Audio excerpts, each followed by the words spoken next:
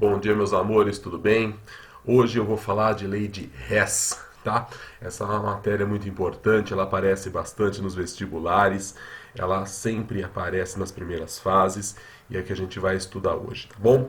Então, lei de Hess também é conhecida por lei da aditividade. Por quê? Porque no final a gente sempre acaba somando as equações depois de ter manipulados do jeito que nós precisamos, né? Então vamos começar aqui, né? Primeira coisa, eu falo assim, né?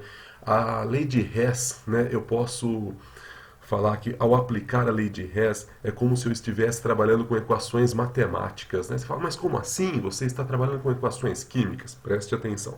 Uma equação matemática, quando você multiplica um lado por 2, você tem que multiplicar o outro lado por 2. Ou se você divide um lado por 3, tem que dividir o outro lado por 3. Então, na lei de Hess, a gente vai fazer a mesma coisa, né? Se eu multiplicar uma equação, eu tenho que multiplicar o ΔH. Se eu dividir uma equação, eu tenho que dividir o ΔH. Então, a parte importante é isto, né?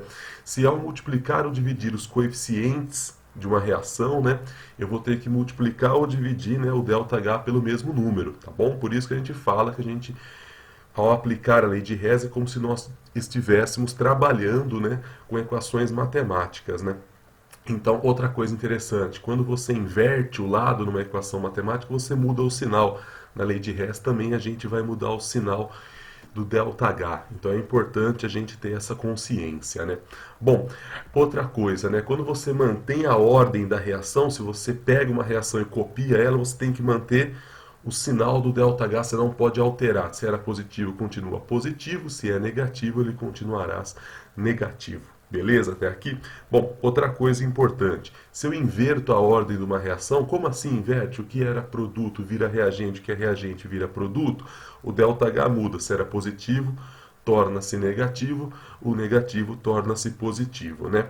E por fim, substâncias iguais em lados opostos, né? Lembrando que elas têm que estar no mesmo estado físico, né? Eu posso cancelar elas, né? E aí, feito toda a manipulação que eu preciso com as equações, eu somo para chegar naquela que eu estou estudando. Você fala, nossa, Gabiru, mas está difícil isso, eu não consegui compreender melhor nessa parte. Bom, vamos fazer assim, vamos ao exemplo, né? Vamos pegar o primeiro exemplo aqui. Eu tenho duas equações, né? Onde ele me dá o ΔH das duas, né? E pede para que eu calcule o ΔH desta reação aqui. Você fala, como eu conseguirei o valor do ΔH desta reação? Eu vou utilizar as outras equações dadas e, utilizando elas, eu vou ver como eu posso chegar nesta equação aqui. Mas para isso, eu vou ter que manipular estas equações. Vocês estão acompanhando comigo? Então vamos pensar assim, ó. Vamos pensar assim, ó. Eu tenho a equação 1 e a equação 2. Eu chamei uma de 1 e a outra de 2, a modo que fique mais organizado, tá bom? E eu quero chegar nesta equação aqui, eu quero chegar no ΔH desta. Bom, esta reação eu vou chamar de reação global ou guia. Eu gosto de guia porque é ela que guia o nosso raciocínio. É ela que vai falar, ó, você tem que fazer isso com aquela, você tem que fazer aquilo com a outra e assim por diante.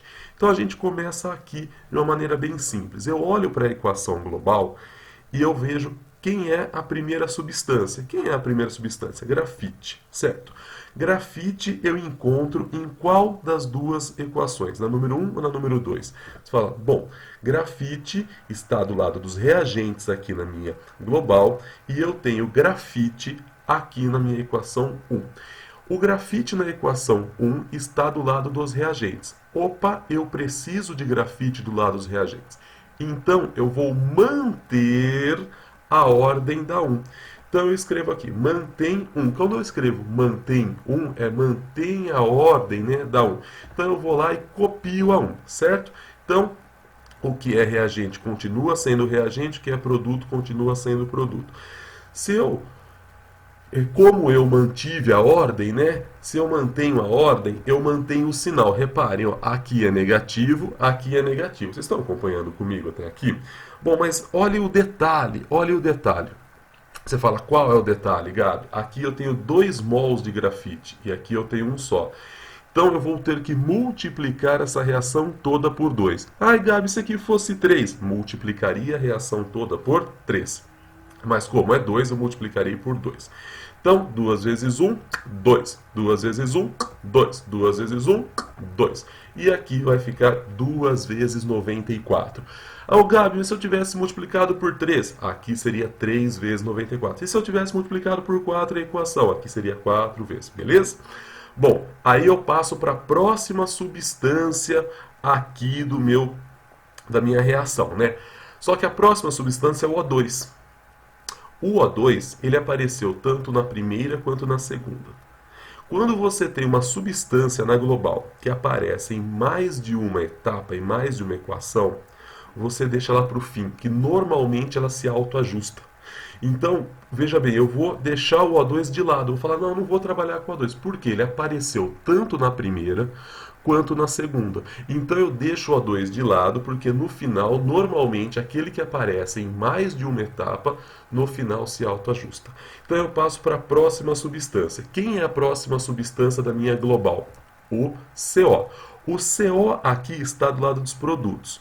E o CO aqui na minha equação 2 está do lado dos meus reagentes. Olha só, aqui está do lado dos produtos e aqui está do lado dos reagentes. O que eu vou ter que fazer com a equação 2? Eu vou inverter a ordem dela.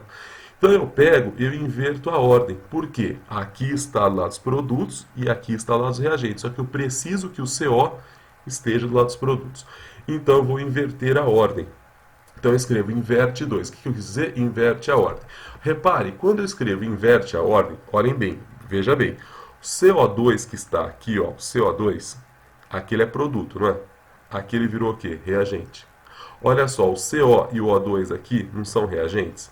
Você fala, aqui são o quê? Ó? Produtos. Então, como eu inverti a ordem da reação, repare no sinal, aqui é negativo, não tá? Olha o sinal que vai ficar aqui, ó, positivo. Tá vendo? Inverteu a ordem, eu inverto o sinal. Aí, olha outro probleminha. Quantos mols de CO o Gabi tem aqui? Você fala 2. Você fala, beleza. Só que aqui eu tenho quantos mols de CO? Olha, CO, um só. Então eu vou ter que multiplicar a reação por 2.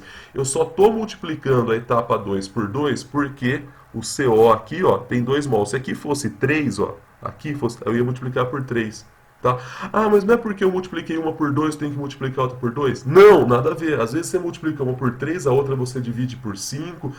Cada exercício é uma história. E como que você resolve? Quem determina a resolução é a global, por isso que eu chamo de guia.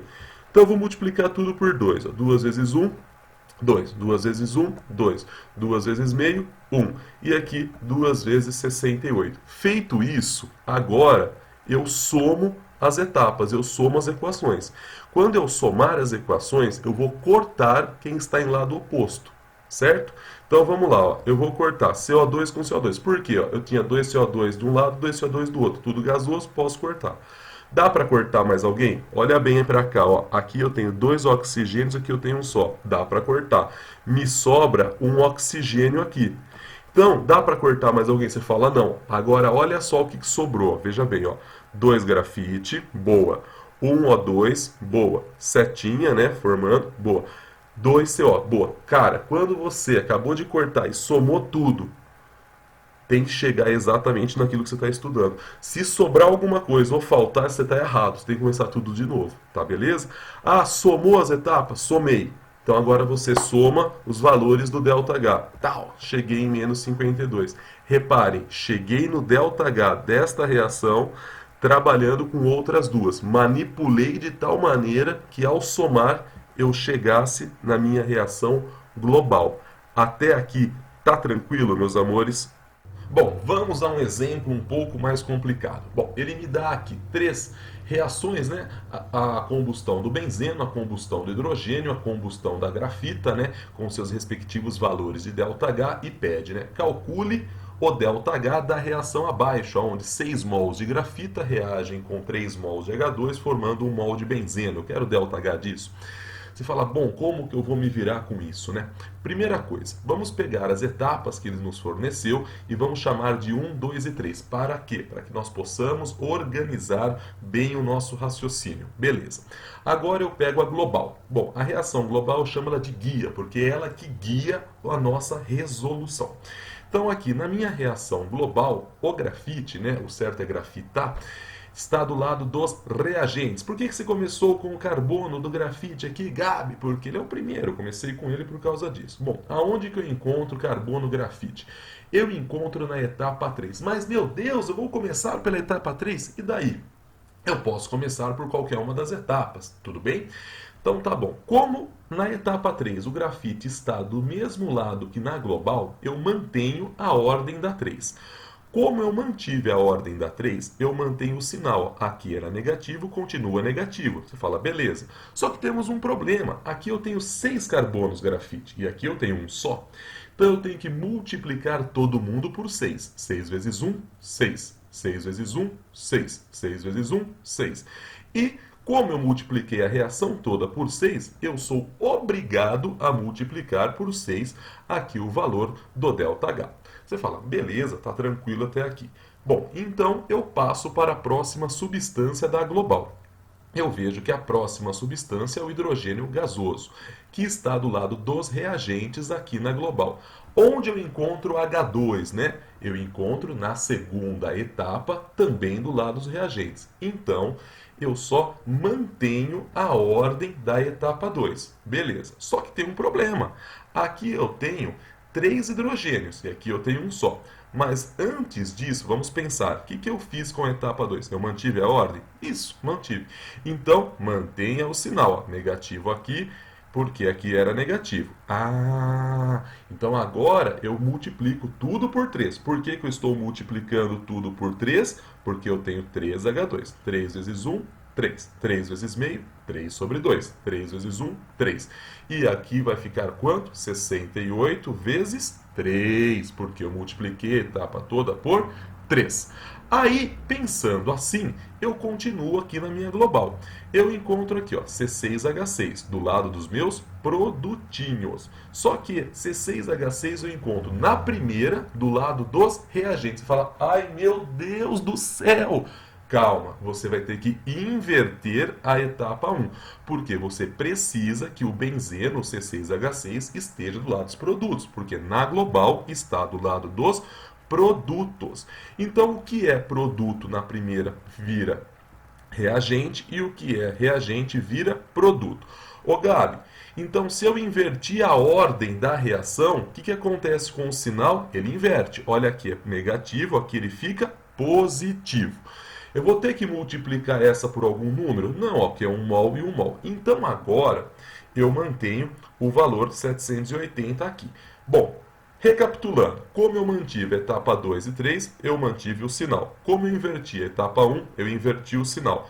Como eu multipliquei a etapa 2 por 3, eu multiplico o valor por 3 aqui, 3 vezes 68. Como eu multipliquei a etapa 3 por 6, eu também tenho que multiplicar o valor aqui, 94 vezes 6. Agora, eu somo as etapas. Quando eu somo as etapas, eu cancelo quem está em lados opostos e tem o mesmo estado físico. Então, vamos lá. 6CO2, 6CO2. Morreu. 3 águas com 3 águas. Já era. Ô Gabi, mas e o oxigênio? Repare, repare, repare. Aqui eu tenho 6 oxigênios. 3 sobre 2 é 1,5. 1,5 com 6, 7,5.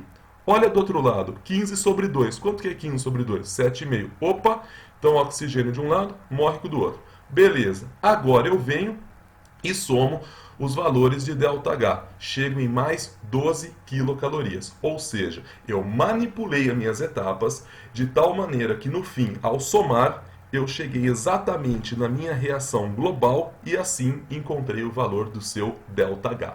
Beleza, meus amores? Bons estudos, um grande beijo. Tchau, tchau.